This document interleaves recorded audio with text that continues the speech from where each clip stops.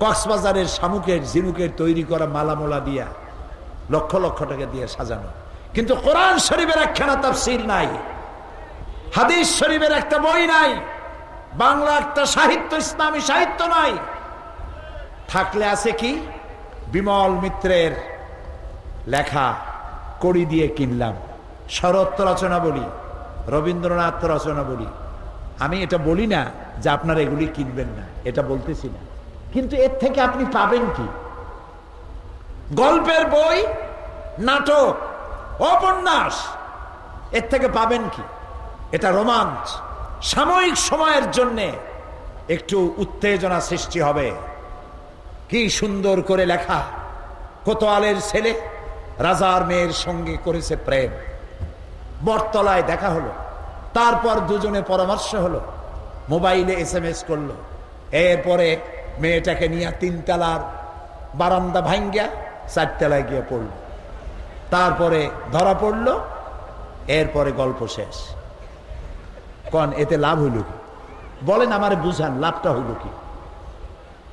সুতরাং নোবেল, নাটক, উপন্যাস মানুষের চরিত্র সৃষ্টি করে না, মানুষকে জ্ঞানী বানায় না। মানুষকে জ্ঞান সৃষ্টি করে আল্লাহর কোরআন, জ্ঞান সৃষ্টি করে হাদিস, জ্ঞান সৃষ্টি করে ইসলামী সাহিত্য। এর প্রত্যেকটি লাইন মণিমুক্তা সদৃশ। ঢাকায় বইমেলা চলছে, পত্রিকায় সেদিন দেখলাম, অনেক পত্রিকা পড়ি তো ডেলি, পড়াশোনা একটা অভ্যাস আছে, আলহামদুলিল্লাহ পড়ি। দেখলাম লিখেছে পত্রিকায় এবারের বেস্ট সেলার একটা বই, বইয়ের নাম উষ্টামারি প্রেমের কপালে, লেখক জনৈক সেকাখারা খাওয়া প্রেমিক। কি লেখছে তার মধ্যে আল্লাহ জানে, উষ্টা কি আমি তাও বুঝিনি। যুবক যুবতীরা যাচ্ছে আর কিনতেছে, আহারে আহারে মুসলমান। ঘরের মধ্যে হীরামণি মুক্তা আল্লাহর কোরআন, বিজ্ঞানে ভরা, কি নাই এই কোরআন শরীফে? জাতির কপাল খারাপ, কোরআন পড়লো না, কোরআন বুঝলো না। বইপত্র কেনেন, বিজ্ঞান পড়ুন, বিজ্ঞান পড়ুন। বিজ্ঞান যত পড়বেন, কোরআন বোঝা তত সহজ হবে। সুবহানাল্লাহ। আর বিজ্ঞান আর কোরআনে কোথাও যদি কন্ট্রাডিকশন হয়, সংঘর্ষ লাগে, যদি দেখা যায় যে বিজ্ঞানের এই তথ্য কোরআনের সাথে মেলে না, বুঝতে হবে বিজ্ঞান ব্যর্থ, কোরআন সফল। আরো কিছুদিন রিসার্চ করলে বিজ্ঞান কোরআনের কাছে এসে যাবে, বোঝার জন্য কোরআনের কাছে এসে যাবে। সুবহানাল্লাহ। দেখুন তো, রাসূলুল্লাহ তার জীবনেও সমুদ্র ভ্রমণ করেন নাই, একটি হাদিস নাই, অথচ সমুদ্রের তলায় কি হয় সে কথা রাসূলুল্লাহ বলেছেন, আল্লাহ ওহীর মাধ্যমে তারে জানাই দিয়েছেন। সুবহানাল্লাহ। আল্লাহ তাআলা বলেছেন, ফেরাউন যখন মুসার বিরুদ্ধে ষড়যন্ত্র করছিল তখন তুমি জানতে না, আমি তোমারে জানাইছি। সুবহানাল্লাহ। আমরা এবার ওই যে গতকাল মিশরের কথা শোনাইছিলাম, মান লাম ইয়ারাল মিসরা লাম ইয়ারাদ দুনিয়া। মিশর যে দেখলো না সে নাকি দুনিয়া দেখে নাই। মিশরে গিয়ে দেখলাম বহায়রায় কারুন, কারুন আল্লাহকে অস্বীকার করেছে, যাকাত দিতে অস্বীকার করেছে। মুসা আলাইহিস সালাম আল্লাহর কাছে গজব চাইলেন, সূরা কাসাসের মধ্যে আল্লাহ তাআলা বলছে, আল্লাহ তারে গজব দিয়া তার জমিনটারে ধসাই দিলেন।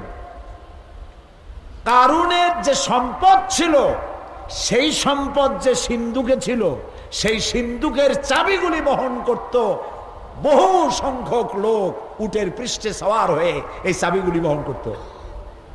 56,000 একর জমিন আল্লাহ ধসাই দিয়েছে।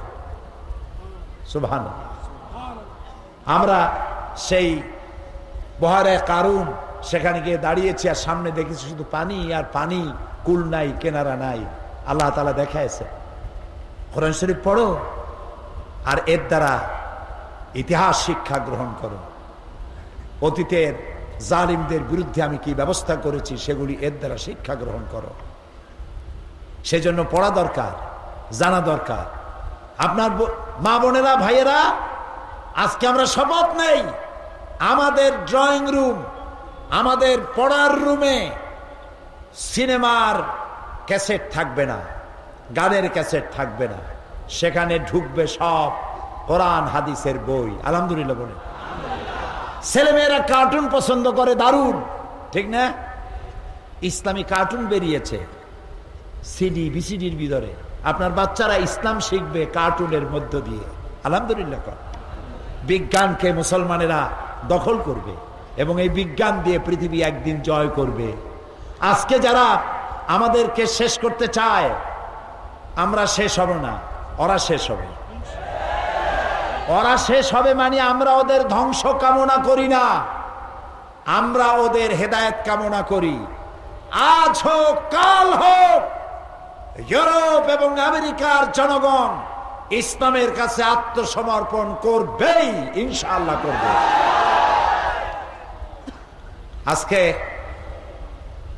সেজন্য আমাদেরকে দেখতে হবে যে আমাদের এই পৃথিবীতে শান্তি প্রতিষ্ঠার জন্য ইসলামের কোনো বিকল্প নাই। ইসলাম শান্তি প্রতিষ্ঠায় সব থেকে অগ্রণী ভূমিকা পালন করেছে। আলহামদুলিল্লাহ বলে। আমেরিকা আমাদেরকে গণতন্ত্রের কথা বলে, কিন্তু সেই গণতন্ত্র মুসলমানদের জন্য নয়। কথা কি বোঝেন? ও যে গণতন্ত্রের কথা বলে, সেই গণতান্ত্রিক চর্চা আমরা যদি করি তাহলে আমরা ওদের দৃষ্টিতে সঠিক করি নাই। আলজেরিয়ার নির্বাচনে ইসলামিক সালভেশন পার্টি শতকরা 80% ভোট পেয়ে ক্ষমতার দুয়ারে চলে গেল। যেহেতু মুসলমানরা গণতন্ত্রের মাধ্যমে ইসলাম ক্ষমতায় যাবে, আমেরিকা বরদাস্ত করে নাই। প্যালেস্টাইনে, আহারে ফিলিস্তিন, উড়ে এসে জুড়ে বসলো ইহুদিরা আরব ভূখণ্ডে। কারা রাখলো? ইউরোপ এবং আমেরিকা। ফিলিস্তিনে এসে বসায় গেল আরব বিশ্বের বিস্ফোরা ইহুদিদেরকে। আচ্ছা, এখানে বসাইলা কেন? তোমার দেশে তো জায়গা অভাব নাই। গত বছর কমনওয়েলথ পার্লামেন্ট অ্যাসোসিয়েশনের সরকারি প্রোগ্রামে আমি কানাডা ভ্রমণ করলাম, গভর্নমেন্ট ডেলিগেশনে। কানাডা আমেরিকার চাইতেও আকারে অনেক বড়, আয়তনে আমেরিকার চাইতেও বড়। মানুষ বাস করে কত? মাত্র 3 কোটি পপুলেশন। কত? 3 কোটি। অথচ আমার ঢাকার রাজধানী, বাংলাদেশের রাজধানী ঢাকা শহরে লোক বাস করে 1.5 কোটির উপরে। ওর অত বড় দেশে 3 কোটি। আমেরিকার বিশাল দেশ। অস্ট্রেলিয়া আমি সফর করেছি। অস্ট্রেলিয়া 70টা বাংলাদেশ এক জায়গায় করলে যা হয়, একটা অস্ট্রেলিয়া এত বড়।